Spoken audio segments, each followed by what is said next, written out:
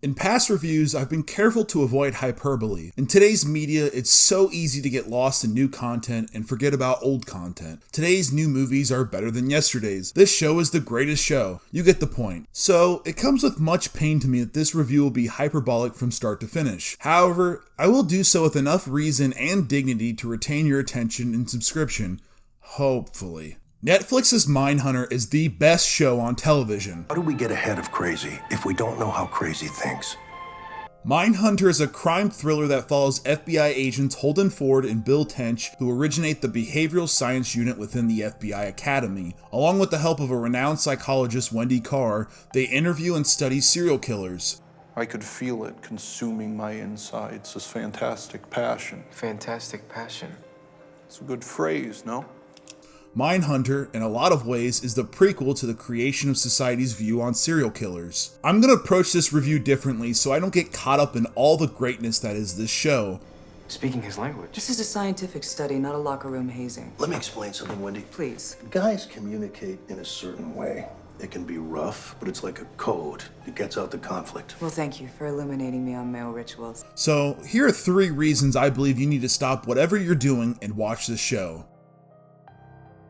If you hear the name David Fincher and your next thought is who, then we are in for a long video. David Fincher is one of the finest directors, producers, and writers in Hollywood, most famous for The Social Network. You better lawyer up, asshole, because I'm not coming back for 30%. I'm coming back for everything. The Curious Case of Benjamin Button. He's got the devil on his back trying to ride him to the grave before his time. Fight Club. The first rule of Fight Club is, you do not talk about Fight Club.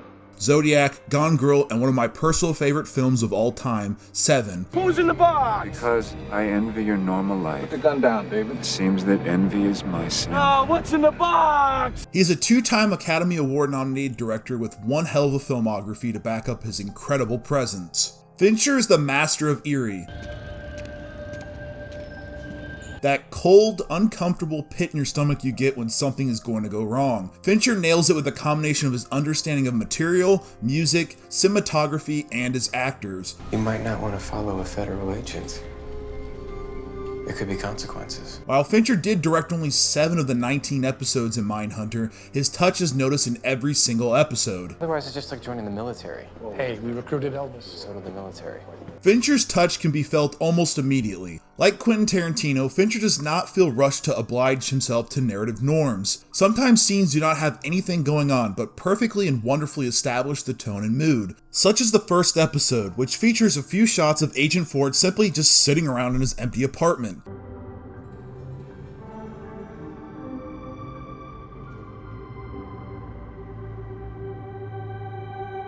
The excellent camera work mixed with Fincher's usual visual flair and eerie, nail-piercing music just feels so unsettling. Is this crime about the woman or about the child? Fincher, master of his craft, deserves recognition, but so do 2 others, including the wonderful Academy Award-winning actress Charlize Theron. Development begun when Charlize Theron actually found a crime book titled Mindhunter. From there, she passed it on to Fincher with the hopes of creating a television series. At the time, Fincher didn't feel comfortable with the television medium. I had never done television. I didn't understand what the compromises were going to have to be. I didn't know if I felt like it was something that I could kind of wrestle to the ground. So Theron suggested the fantastic writer Joe Penhall. Penhall is most famous for his fantastic film, The Road. And if he is not the Word of God, then God never spoke. Penhall would actually go on to receive creator credit on the show, despite David Fincher relieving him of control and reworking most of his 5-season Bible for the show. Because of this, Fincher's touch can be seen everywhere, from his signature sense of humor. Please tell me there's a dog. A bigger dog, slit from ear to ear. Amen. To his doom and gloom eeriness. Landlady found the bodies. They had been dead 4 days. The entire show plays like a 10-hour Zodiac TV series, and it's certainly far from a bad thing. This cast, wow. Not enough could be said for simply how amazing this cast is, top to bottom. Everyone really brings their A game and makes the most of fantastic material from some top-notch writers. Who doesn't have a weird story about their mom and sex? You're telling a private, very personal story to a murderous asshole. In reality, when you stab somebody, they lose blood pressure and they leak to death very slowly. So I was reluctant. I didn't enjoy it. Psychopaths are convinced that there's nothing wrong with them, so these men are virtually impossible to study. Yet you have found a way to study them in near perfect laboratory conditions. This is like a symphony. Everyone hits their marks and it shows. Jonathan Groff, famous for playing Kristoff in Frozen, playing King George in Hamilton on Broadway, and Agent Ford on Mindhunter, is simply amazing. Maybe a little sexual, but her ideas and her energy, I sound like an idiot. You sound like you have a crush on Teacher. It's just someone like her embracing this project says something. The circumstances were very unusual. Assault and battery? Since when does the FBI consult on that? Not even homicide. Unless you count a dog. He approaches Ford with a level of calculation that comes off cold. It took a while. You might not want to follow a federal agent. You're crazy. And that's a fine line that separates you from me. How the hell do you even fuck 8 women the same night? What do you eat for breakfast? Gunpowder? All right. He's incredibly intelligent and eventually gets sucked in far too deep with the work they do. So you must have known it was sensitive. Sensitive for some people. Meaning me? I don't like it either. We can't like everything we do. Learning becomes a fascination because with that learning comes more profiles, and more profiles leads to more solving. It's that old detective obsession that's been played time and time again, but this time it's done so wonderfully. You're developing a pattern of behavior that will not sustain you here. I just got back from Georgia, where my behavior led to the arrest and confession of a man who raped and murdered a 12-year-old girl. Groff plays the tough trait of being egotistical with Ford, but it never comes off annoying or meandering. Sometimes that egotistical and arrogance can drive an audience away from a character, but not with Ford. Bill, my God. We're vindicated. What's the matter with you? An old lady was just murdered. You see his struggles with trying to understand and get ahead of the 8-ball that is the psychology of a killer. His relationship with his boss/partner, Agent Bill Tench, is some of the best material in the show. Maybe next time you should be careful. Holden.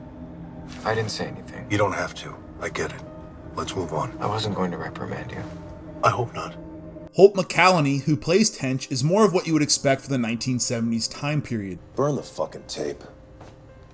They don't give a shit about spec. Nobody does. Buzzed hair, straight edge, beer drinking, no nonsense. His stout, by-the-books personality often goes head-to-head with his partner, which can create some of the more memorable, even funnier moments in the show. You really think the Kemper called us idiots? It doesn't sound like Ed to me. Ask him if he called us idiots. If he talks to Brutos. Then we would be idiots.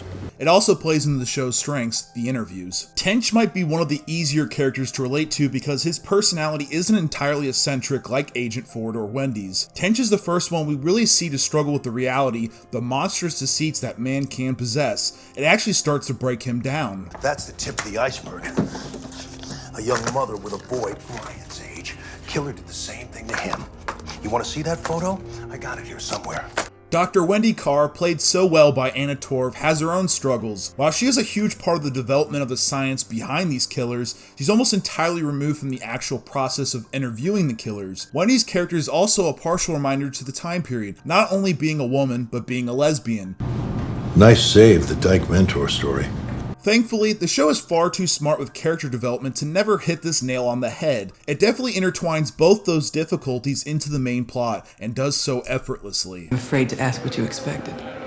Something not so form-fitted. The rest of the supporting cast is excellent. Fincher and company did a great job of rounding up actors that looked the part for the roles of these infamous serial killers. However, one has to give special accommodation to Cameron Britton, who would play the infamous Ed Kemper. What kind of insights? Well, so for example, with cops, I would not allow myself to walk into a trap because I knew exactly how their minds work from watching Wamba. Britton's performance as a larger-than-life serial killer is award-worthy. You feel this? You feel it. It's all muscle. Cartilaginous. Was this interesting? Kemper is fascinating, brilliant even, with his deep instructional breakdown of his murders. And they're weaker than men. So they learn strategies. They deploy their minds and their sex. His inability to really keep his killings to himself is actually what starts the process of examining these people. Again, Fincher does such a great job of making these characters friendly, inviting, menacing, and eerie. You want an egg salad sandwich? I'm fine.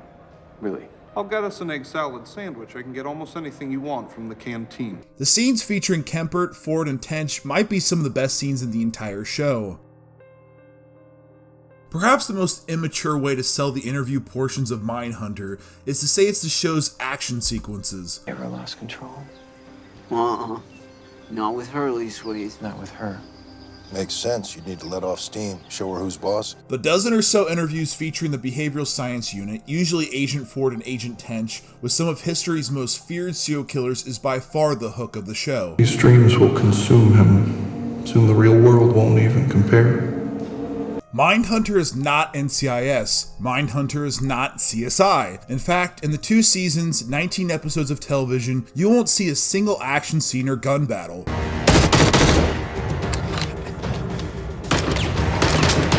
David Fincher, along with the fantastic writing staff, the same behind The Road, Mad Men, The Leftovers, and the upcoming show Watchmen on HBO, aren't interested in selling you high-action spectacle. 10, Sticks, what's your 20? The interviews are dialogue-driven scenes, usually explaining in detail the accounts of the horrific acts these men, known as sequence killers at the time, commit. It's a testament to the writing that they can make these scenes chilling, extremely disturbing without showing what they're talking about, which, for all intents and purposes, I'm glad because hearing about necrophiliism, even as hearsay, is more than enough.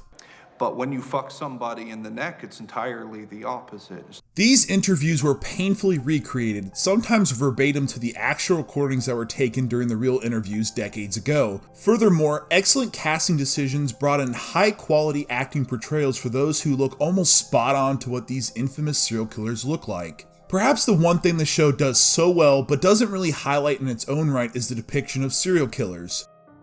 The first few episodes hints around it loosely, hoping the audience is smart enough to catch on, perhaps. Throughout history, serial killers, like the Dahmers and BTK killer, have been brought up to be nothing more than monsters. He was saving body parts such as skulls and skeletons. Sure, what they have done is nothing short of monstrous and absolutely hideous. We as a society deem these people as monsters and push them as far away from us as possible. Some people are just crazy, right? Crazy in that they have no reason for what they do? Yeah. Mindhunter doesn't just throw that notion out, it explores it by proving these people aren't monsters, they are people. Why do we behave the way we do?